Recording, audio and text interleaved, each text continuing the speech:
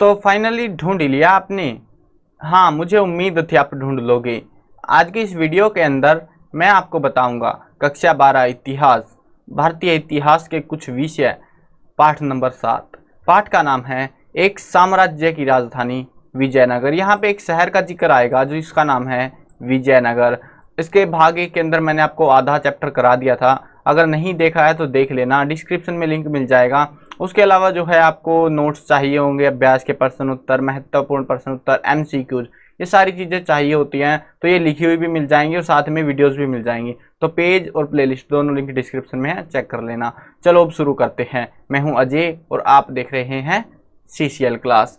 इस चैप्टर का जो है मैं इन शॉर्ट बताऊं तो इसको जो है हम्पी के नाम से जाना जाता है। अगर आपने पहला पार्ट नहीं देखा है वो तो देखना पड़ेगा, उसके बिना तो बोले तो चैप्टर का फ्लो नहीं आएगा और वो कहानी जो बातें पिछले वाले भाग में हो चुकी है वो समझ में नहीं आएंगी। बट हाँ, इसको इन शॉर्ट बता दें, हम्पी के नाम से इसको जाना जाता है, विजयनगर को, जो लोगों के मन में दिलों में आज भी याद है। और ये शहर था अपने मशहूर मंदिरों के लिए। इस इलाके के अंदर इतने सारे मंदिर थे, जो मेन इलाका था जहाँ पे सभाएं चलती थी वहाँ पे भी हमें मंदिर ही मंदिर मिले हैं। तो सोच सकते हो मतलब लगभग 30 के आसपास जो है दूसरी बिल्डिंगें मिली हैं, लेकिन ज़्यादातर लगभग 60 के आसपास तो अब मंदिर थे वहाँ पे भी, मेन राजकीय केंद्र के अंदर भी। तो समझ सकते हो भक्ति परंपरा यहाँ पे काफ़ी लंबे अरसे से चलती आ रही है। यहाँ पे लगता है कि महानवमी डिब्बा, इस डिब्बे के अंदर जो है राजा लोग बैठते, लकड़ी का कमरा होता है ये वैसे तो यहाँ पे जो है मतलब जो भी त्योहार होता है, पूरा 10 दिन का त्योहार होता है, दिवाली के आसपास का जो टाइम होता है, तो वो सारे त्योहारों के अंदर जो है फंक्शन ऑर्गेनाइज यहाँ पे किए जाते हैं। तो ये चीज़ थी। ये है एक लोटस टेम्पल, ये लोटस टेम्पल, हाँ कमल महल, सॉरी, ये शायद इसी को बोलते होंगे, आई डोंट नो, जो भी है। देखो कमल महल है ये। तो यहाँ पे ये जो है गोलाकार आकृति में ऐसे कुछ बनाया गया है और नीचे जो है सिर्फ आर पार जाने का रास्ता, ऊपर कमरे बनाए हुए हैं। तो ये चीज़ें मैंने आपको करा दी थी कल वाले, ये रियल पिक्चर है उसकी। और ये यहाँ पे जो है हाथियों के लिए बना रखा है, इनके अंदर जो है हाथी विश्राम कर सकते हैं, हाथियों का विश्राम घर है, हाथियों का अस्तबल जिसको बोलते हैं। उसके अलावा यहाँ पे पत्थरों के ऊपर हमें बहुत सारी जो है मूर्ति कला देखने को मिली। तो ये है हजार राम मंदिर की दीवारों पर छपी हुई मूर्ति कला, और ये भी मैंने बता दी थी कल। मतलब इसमें कुछ समझने का तो है नहीं, हमें तो वैसे भी समझ में नहीं आनी कुछ भी, क्या लिख रखा है क्या नहीं। इतिहासकार अंदाजा लगाते रहते हैं अपने हिसाब से जो उनको अच्छा लगता है। इसके अलावा ये है जो इनका सभा के अंदर जो है मंडप का आंतरिक भाग है, तो ये भी काफ़ी खूबसूरत था। अब हम आ चुके थे नेक्स्ट टॉपिक, ये वाले टॉपिक पे, धार्मिक केंद्र पे। ठीक है, इससे पहले का भाग करा दिया था और ये वाली वीडियो इन शॉर्ट होगी, मतलब उतनी लंबी नहीं खींचेगी ये वीडियो। देखो यहाँ पे होता है राजधानी का चयन। राजधानी राजधानी काफ़ी सुरक्षित इलाके में बनाई जाती थी। जो भी महाजनपद होते थे उस टाइम पे, वो एक ऐसा इलाका ढूंढते थे जहाँ पे आक्रमण और हमले अगर हो तो हमें फायदा हो, ना कि किसी और को। तो यहाँ पे क्या कर रखा था इन्होंने, राजधानी का चयन विजयनगर को ही क्यों किया, कोई और शहर इन्होंने क्यों चूज नहीं किया। तो ये जो है पहाड़ियाँ रामायण में उल्लेखित बाली सुग्रीव के वानर राज्य की रक्षा करती थी। तो वो आपने पढ़ा होगा है ना, मतलब रामायण तो पता ही होगा, जहाँ पे मतलब वानर का उनकी लड़ाई हुई थी, उनका जो इलाका था वो है ये। तो ये जो है ये पहाड़िया जो है मेन उनका सेंटर था, मतलब यहाँ पे से अटैक करना थोड़ा मुश्किल पड़ता था। यह क्षेत्र जो है कई धार्मिक मान्यताओं से भी संबंध रखता है। इस क्षेत्र में मंदिर निर्माण का एक लंबा इतिहास रहा है। जो पल्लव, चालुक्य, होयसाल, ये जो है वंश है इनके, जैसे अलग अलग वंश होते हैं ना, वैसे ही इनके मतलब उधर वाली साउथ साइड के वंश है ये, पल्लव, चालुक्य, होयसाल, चोल, ये वंशों तक जाता है, मतलब काफी लंबा इतिहास यहाँ पे चला है। आमतौर पर शासक अपने आप को ईश्वर से जोड़ने के लिए मंदिर निर्माण को प्रोत्साहन देते थे। क्योंकि देखो क्या होता था उस टाइम पे, लोगों को एक भ्रम चल रहा था कि जो राजा जो है किसी भी भगवान का समर्थक होगा, वो जो है उसके जो अनुयायी थे, मतलब बोल सकते हो जो उस भगवान को फॉलो करते थे, वो सारे लोग उस राजा को पसंद करते थे। उस चक्कर में बहुत सारे मंदिरों का निर्माण राजा करवाया करते थे ताकि जनता से वो जुड़े रह सके। अक्सर देवता को व्यक्त और अव्यक्त रूप से राजा से ही जोड़ा जाता था। ठीक है, सभी राजकीय आदेशों पर सामान्यतः कन्नड़ लिपि में श्री विरूपाक्ष शब्द अंकित होता था। शासक देवताओं से अपने गहन संबंधों के संकेत के रूप में विरुद्ध हिंदू सूरताना का प्रयोग भी करते थे। यह अरब भाषा में शब्द सुल्तान, जिसका अर्थ होता है राजा, का संस्कृत अनुवाद था। यानी कि ये जो हिंदू सुल्तराना लिखा होता है, देखो जो मंदिर बनते थे ना उनकी दीवारों पे ऐसे लिखते हैं, ये दान पात्र इसने दिया है, यहाँ पे ये दान इसने दिया है। वैसे ही यहाँ पे क्या हुआ था, यहाँ पे जो है ज्यादातर पत्थरों पे हमें या तो श्री विरूपाक्ष लिखा मिलता है या हिंदू सूरत राणा। हिंदू सूरत राणा का मतलब यहाँ पे है हिंदू सुल्तान, ठीक है, यानी कि हिंदुओं का सुल्तान। वहां पे उस टाइम में भी हिंदू मुसलमान अलग अलग धर्म बटे हुए थे ना, तो जो हिंदुओं का सुल्तान था वो लिखवाया करता था कि मैं हिंदुओं का सुल्तान हूँ। ये मंदिर एक हिंदू सुल्तान ने बनाया हुआ है, उसके द्वारा बनवाया गया है। तो ये सीन था उस टाइम पे। आकाश से जो है लिया गया है, ये विरूपाक्ष मंदिर का दृश्य है। और ये देखो यार, मतलब कितना खूबसूरत और कितना बड़ा मंदिर यहाँ पे बनाया गया है, मतलब इतने 100 साल पहले, यार कमाल ही की बात है। अब आगे बढ़ते हैं, गोपुरम और मंडप। दो चीजें हैं, एक है गोपुरम, एक है मंडप। पहले ये देखो, ये थोड़ा सा मैप दिखा रखा है यहाँ पे तो पानी भरने का पूरा जुगाड़ होगा। और ये जो है यहाँ पे देवालय, देवताओं का कुछ मंदिर वंदिर बना रखा होगा इन्होंने। और बाकी मेरे को भी यार इतना मैप वैप का आइडिया होता नहीं है, अगर लिखा हो तो थोड़ा आइडिया लग जाता है। पता नहीं क्या बना रखे, ये कमरे वमरे बना रखे होंगे इन लोगों ने इस तरीके से कुछ। और ये था प्रवेश द्वार। यहाँ पे देखो दो प्रवेश द्वार दिख रहे हैं हमको यहाँ पे, एक तो ये वाला और एक ये वाला। मतलब कि अगर महल के ऊपर हमले वमले होते हैं तो थोड़ी सावधानी ज़्यादा रहती है इन मामलों में। और ये प्रवेश द्वार काफ़ी चौड़ा था, जिसकी वजह से इसको तोड़ा नहीं जा सकता इतनी आसानी से। उसके बाद एक और प्रवेश द्वार था और देवालय काफ़ी अंदर था, सुरक्षित इलाके में।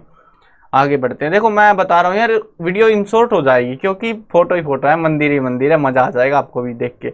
देखो ये देखो यार, ये पिलर जो है कितना खूबसूरत बनाया गया है। मूर्तियों वाले स्तंभ का जो है कि एक रेखा चित्र है, मतलब जो स्तंभ बनाए जाते थे उनके ऊपर मूर्तियों की कलाकृतियां बनाई जाती थी। मुझे तो ये सोच के हैरानी होती है कि यार इतना, मतलब इतनी सारी कलाकृति जो करते थे, पत्थर काटना, डिजाइन निकालना, कितना टाइम लगाते होंगे, कितने सारे मजदूर लगे रहते होंगे इनके निर्माण में। ये जो है इसका मतलब डिजिटल व्यू है, ये देख सकते हो आप यहाँ पे कुछ पेंटिंग वेंटिंग, जिससे आपको देखो इसमें तो कुछ ज़्यादा खास समझ में नहीं आएगा, इसमें समझ में आ जाएगा क्या क्या छपा हुआ उधर है ना। तो ये चीज़ है। अब जो है हम दो मंदिरों को सूक्ष्मता से देखेंगे, एक तो है विरूपाक्ष मंदिर और एक है विट्ठल मंदिर। बहुत सारे मंदिर मिले हमको उस टाइम के, लेकिन ये दो मंदिर काफ़ी बड़े हैं और अलग है थोड़े से, मतलब हटके हैं बाकी मंदिरों के कंपैरिजन में। एक तो विरूपाक्ष मंदिर और एक विट्ठल का मंदिर। विरूपाक्ष मंदिर का जो निर्माण है वो भी उसी टाइम के आसपास हुआ था। हालांकि जो है अभिलेख जो है उनसे हमें ये पता चला कि सबसे प्राचीन मंदिर 9वीं-10वीं शताब्दी का था। जो सबसे पहले जो मंदिर बना था यहाँ पे वो 9वीं-10वीं शताब्दी के आसपास बनाया गया था। विजयनगर साम्राज्य की स्थापना के बाद इसे कहीं अधिक बड़ा किया गया था। मुख्य मंदिर के सामने बड़ा मंडप। कृष्ण देवराय, ये पिछले वाले भाग में मैंने बताया था कौन है कृष्ण देवराय। ये वो शासक था जिसने क्या किया, विजयनगर जो छोटा सा इलाका था वहां का राजा था ये, और हमला कर करके अड़ोसी पड़ोसी इलाकों को, उनके जमीन को हथिया लिया। बाद में क्या हुआ, बाद में जो है उधर वाले लोगों ने हमला किया और कृष्णदेवराय के टाइम पे वो हमला नहीं कर पाए क्योंकि वो ताकतवर राजा था। राजा की मृत्यु हो गई और उसके बाद जब बाहरी आक्रमण हुआ, उन जिनकी जमीन हथियाई हुई थी उन लोगों ने हमला किया, तो कहाँ टिकने वाले थे, मर गए सारे और शहर बर्बाद हो गया था उस चक्कर में। जो भी था, कृष्णदेवराय ने अपनी तरफ से पूरी कोशिश करी इस इलाके को बेहतर बनाने की। ठीक है। अब दूसरा जो मंदिर है यहाँ पे जो है दिखाते हैं कि इसमें देवी देवताओं की मूर्तियां हैं, संगीत नृत्य करती हुई। मतलब देखो मंदिर है, मंदिर में क्या मिलेगा, आजकल के मंदिरों में तो भगवान की मूर्ति। उस टाइम में क्या होता था, उस टाइम में भगवानों की बहुत सारी आकृतियां, उसके अलावा जो है कोई नृत्य कर रहे हैं, कुछ पेंटिंग वेंटिंग, बहुत सारी चीजें। मतलब अगर आप पुराना किसी मंदिर कभी देखा हो आपने तो आपको आइडिया होगा इस चीज का कि कैसे होते थे उस टाइम में मंदिर। तो दोनों मंदिर सेम चाहिए, लेकिन क्वालिफिकेशन मतलब बोल सकते हो, जो क्वालिटीज थी उसके अंदर वो बहुत अच्छी थी। अब दूसरा जो है, दूसरा देवस्थल वो है विट्ठल मंदिर। ठीक है। ये विट्ठल मंदिर के ऊपर ये रथ बना हुआ है, ये वाला देख सकते हो, ये रथ का डिजाइन है, मतलब रथ तो चलता नहीं है ये रथ। यहाँ के जो है प्रमुख देवता विट्ठल थे, इसीलिए इसको विट्ठल मंदिर बोला जाता है। ये जो है महाराष्ट्र में पूजे जाने वाले विष्णु का एक रूप है। ठीक है। और ये महल देखो आप, जिंजी का झूलता मंडप, ये मंडप है। और भाई मुझे देख के अगर इसके नीचे खड़ा होने को बोल दे मुझे तो बहुत डर लगेगा। क्या आपको डर लगेगा या नहीं बताना जरूर से कमेंट में। वाकई यार, मतलब ये देखो ना एक बार, ये ऐसा देखने में ऐसा लग रहा है जैसे ये जो है ना यहाँ पे पहाड़ रख दिया पूरा काट के ऐसा, उसके ऊपर कलाकृति कर दी और नीचे जो है सिर्फ पिलर्स पे ये खड़ा हुआ है, और वो भी ऊंचे ऊंचे यार काफी ज्यादा, मतलब डरावने सा लगता है थोड़ा। चलो आगे बढ़ते हैं। यहाँ पे जो है बताते हैं मंदिर परिसरों की एक जो है चारित्रिक विशेषता रथ गलियां थी जो मंदिर से के गोपुरम से सीधी रेखा में जाती हैं। इन गलियों का फर्श पत्थर के टुकड़ों से बनाया गया था और इनके दोनों ओर स्तंभ वाले मंडप थे जिनमें व्यापारी अपनी दुकानें लगाया करते थे। मतलब ये जो देख रहे हो ना आप, ये वाला, ये एक बार तो ये मंदिर देखो आप, ये कितना मदुरई में नायकों द्वारा बनवाया गया था। ये नायक जानते हो ना, नायक पिछले वाले भाग में मैंने बताया था नायक कौन होते हैं। नायक वे लोग होते हैं जो मतलब छोटा सा जो इलाका हो गया उनके राजा, ठीक है, मतलब कोई सेना वेना का टुकड़ा है, उनके सरदार टाइप के, उनको नायक बोला जाता था। ठीक है, यहाँ पे ये देखो, ये इसके अंदर जो है नीचे से क्या होता है, नीचे से जो है गलियारे बने हुए थे यहाँ पूरे इसके चारों तरफ से, मतलब ऐसे। तो इसके पास में यहाँ पे दुकानें लगाई जाती और शायद सामान खरीदते होंगे। अब देखो इस टाइम में तो दुकानें नहीं लगती क्योंकि ये आज की बात नहीं है, ये काफ़ी पुरानी बात है। बट हाँ, जो भी है ऐसा कुछ होता होगा, अंदाजा लगाते हैं पुराने लोग इतिहासकार। आगे बढ़ते हैं। महलों, मंदिरों और बाजारों का अंकलन। 20वीं शताब्दी में इस स्थान का संरक्षण भारतीय पुरातत्विक सर्वेक्षण तथा कर्नाटक पुरातत्विक एवं संग्रहालय विभाग द्वारा किया गया। 1976 में हम्पी को राष्ट्रीय महत्व के स्थल के रूप में मान्यता मिल गई। मतलब कि एक राष्ट्रीय स्थल है, इसको बर्बाद ना किया जाए, सावधानी से। मतलब बहुत सारे इलाके ऐसे थे, बहुत सारी जगह ऐसी मिली जो पुराने इतिहास से संबंध रखती थी। तो हमने क्या किया, उनको जो है एक एक करके ढूंढा पूरे भारत के अंदर। दूसरे देशों में भी सेम ही सीन हुआ है, तो उनको जो है अब संरक्षित रखा गया है ताकि हमें इतिहास का पता रहे क्या हुआ था हमसे पहले। ठीक है, अब यहाँ पे क्या हुआ था इसके बाद में बताते हैं कि पूरा जो क्षेत्र था इसका जायजा लेना बहुत मुश्किल था, काफी बड़ा था। तो इसको 25 भागों में बांट दिया गया और हर एक के सामने वर्णमाला का एक अक्षर लिख दिया गया। अब हम भारतवासी ए आ ई उ नहीं लिख सकते थे क्योंकि अंग्रेज लोग राज कर रहे थे ढंग से, अपने हाथों में कुछ ज़्यादा था नहीं। वैसे देखो इस टाइम के अंदर जो है अंग्रेजी शासन चला गया था, लेकिन अंग्रेजी वहीं की वहीं थी और सिस्टम पता नहीं क्या था, ABCD पे लिखा गया भैया जी। ठीक है, पता नहीं तो उन लोगों से सलाह मांगी गई होगी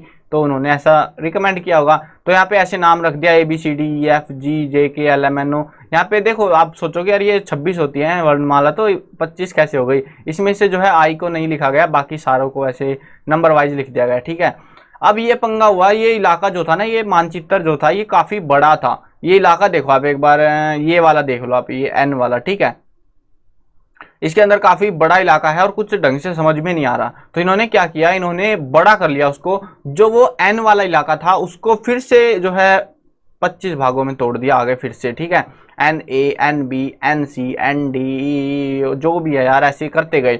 अब ऐसे कैसे समझ में आएगा, ये देखो यहाँ पे यार NR देखो, NW देखो, क्या समझ में आ रहा है आपको? कुछ नहीं समझ में आ रहा। इन्होंने इसको फिर से मतलब आगे जो है फिर से छोटे छोटे हिस्सों में तोड़ दिया और उसके बाद जो है इससे आगे तोड़ोगे तो फिर तो भाई ये बोल दो कि ये एक एक मंदिर देखा हो जाके तुम, उनके नंबर स्लॉट रखवा दो। तो इसलिए जो है इन्होंने 3 बार तोड़ा गया उसको, ताकि उसको जो है डिटेल के साथ में पता लगाया पाए, हर एक इलाके का निरीक्षण ढंग से हो पाए। और उसके बाद ये क्या चीज़ है, मंदिर का नक्शा है, ये एक मंदिर बनाया गया होगा, ये प्रवेश द्वार है इसका, उसके बाद दूसरा प्रवेश द्वार, उसके बाद यहाँ पे से सिक्योरिटी के अंदर से जाते हुए पिलर्स लगे होंगे शायद ये, और यहाँ पे फिर प्रवेश द्वार और फिर प्रवेश द्वार, फिर प्रवेश द्वार, और यहाँ पे भगवान रखा हुआ है, जो भी रखा हुआ है। ठीक है, मतलब सेफ्टी फर्स्ट। चलो आगे देखते हैं। जॉन M फ्रिट्ज, याद रखो तो रख लेना। John Marshall, MS Nagaraj Rao, जिन्होंने इस स्थान पर वर्षों तक काम किया, उसने लिखा कि वह याद रखना महत्वपूर्ण है। क्या लिखा उन्होंने, विजयनगर के स्मारकों के अपने अध्ययन में हमें नष्ट हो चुकी लकड़ी की वस्तुएं, स्तंभ, ट्रेक होती है, ब्रैकेट जिनको बोलते हैं आज के टाइम पे, मतलब जोड़ टाइप का जुगाड़ होता है ये जोड़ने का, धरन, भीतरी छत, लटके हुए छज्जों के अंदरूनी भाग तथा मीनारों की एक पूरी श्रेणी की कल्पना करनी पड़ती है जो प्लास्टर से सजाए और संभवतः चटकीले रंगों से चित्रित थे। यानी कि यहाँ पे बता रहे हैं ये सारी बहुत सारी चीजें हमको यहाँ पे मिली है। उस टाइम की खास बात आपको बताऊं तो उस टाइम पे क्या हुआ था, जो भी दीवारें बनाई जाती थी, महल की किले बंदी होती थी या फिर जो भी आसपास के इलाके में दीवारें बनाई जाती, उनके अंदर जो है गारे का इस्तेमाल नहीं किया गया था। गारे होती है मतलब मिट्टी होती है ना, मिट्टी में पानी डालो, पहले यही चलता था उस टाइम।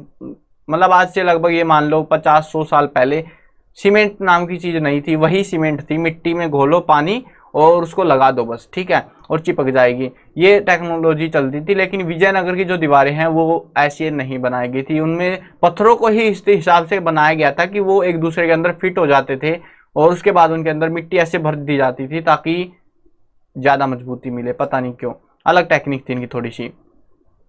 तो ये था इस चैप्टर के अंदर। बाकी जो है हमें इस जो ये इलाका है जो विजयनगर है, इसके बारे में बहुत सारी चीजें पता लगी, लेकिन बहुत सारी चीजें अभी भी पता लगानी बाकी हैं, क्योंकि सवाल और इतिहास कभी खत्म नहीं होते। चलो देखो यहाँ पे थोड़ा सा और दिख रखा है, ये थोड़ा बता देता हूँ। यहाँ पे जो है एक बाजार का वर्णन किया गया है। पेश ने जो है पेश जो है एक बाहर से आया हुआ कोई यात्री वात्री था, पता नहीं, बट हाँ भारत का नहीं था, ठीक है, कोई व्यक्ति का नाम है ये। तो इसने वर्णन किया था यहाँ पे। आगे बाजार का वर्णन था। आगे जाने पर एक चौड़ी और सुंदर गली पाते हैं। इस गली में कई व्यापारी रहते हैं। वहां आप सभी प्रकार के माणिक्य, हीरे, पन्ने, मोती, छोटे मोती, वस्त्र और पृथ्वी पर होने वाली हर वस्तु जिसे आप खरीदना चाहेंगे वो आपको वहां पे मिल जाएगी। फिर हर शाम को आप एक मेला देख सकते हैं, जहां से कई सामान्य घोड़े और टट्टू और कई तुरंज और नींबू के और संतरे, अंगूर और उद्यान में उगने वाली हर प्रकार की वस्तुएं और लकड़ी मिलती है। इस गली में आप हर एक वस्तु दुनिया की ले सकते हो। मतलब इस तरीके से यहाँ पे वर्णन है। तो आप सोच के देखो, मतलब कितना अमीर रहा होगा जब वहां पे गलियों में से हीरे मोती ले लो भाई साहब, हीरा ले लो, एक स्वर्ण मुद्रा का 2 हीरे, तो क्या चलता होगा उस टाइम पे यार। मतलब सोच के भी अजीब लगता है ये तो ये था यहाँ पे उस टाइम की गली का एक वर्णन। बाकी आगे जो है उत्तरों की खोज में प्रश्न, बहुत सारे प्रश्न हमारे सवाल हमारे मन के अंदर उठते हैं। आखिरकार जो है वो लोग क्यों बर्बाद हो गए, इतना क्या हालात खराब हो गए कि वो शहर उजड़ गया। बहुत सारे सवाल उठते हैं ना। देखो एक ऐसा शहर जिसके अंदर अमीरी भरी पड़ी थी पूरी की पूरी, और वो अमीरी बर्बाद हो गई, लुट गई, कहीं कहीं के नहीं बचे वो लोग। जो है वहां पे जमीन तक वो ढंग से नहीं बची, खत्म हो गई। तो आखिर कुछ हुआ होगा। वो बहुत सारे सवाल अभी भी बचे हुए हैं ढूंढना, जिनके जवाब बाकी हैं। और किताब लिख दी है, इसके बाद अपडेट जब आएगा कभी किताब में तो शायद लिख देंगे। फिलहाल के लिए इतना ही है। चलो अब वीडियो खत्म करते हैं। मैं कवर करने वाला हूँ क्लास 6, 7, 8, 9, 10, 11 और 12th क्लास की सभी सब्जेक्ट की वीडियोस, हिंदी मीडियम और इंग्लिश मीडियम दोनों में होने वाली है। तो सब्सक्राइब करो, साथ में घंटी दबाओ, ताकि कोई भी अपडेट आए आपको बिल्कुल टाइम से मिल जाए।